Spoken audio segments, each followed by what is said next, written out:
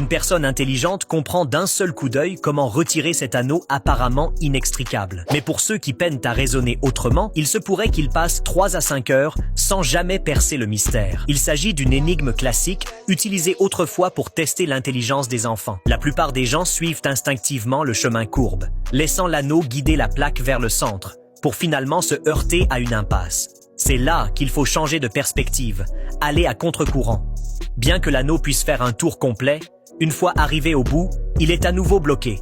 Cela montre que tourner en rond sans réfléchir ne mène à rien.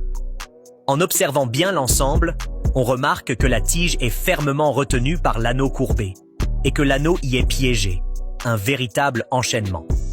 À ce stade, beaucoup abandonnent, convaincus qu'il est impossible de le résoudre.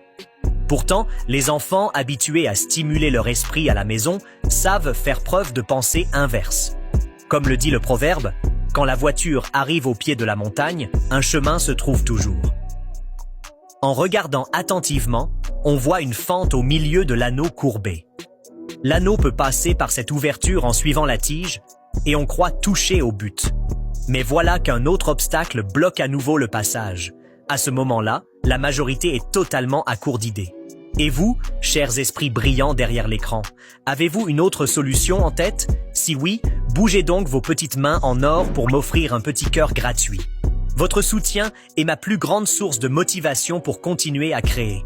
Maintenant, regardez bien chacun de mes gestes. Je fais reculer l'anneau d'un pas clé, je l'insère dans l'anneau courbé, puis je le fais glisser jusqu'au bout du parcours.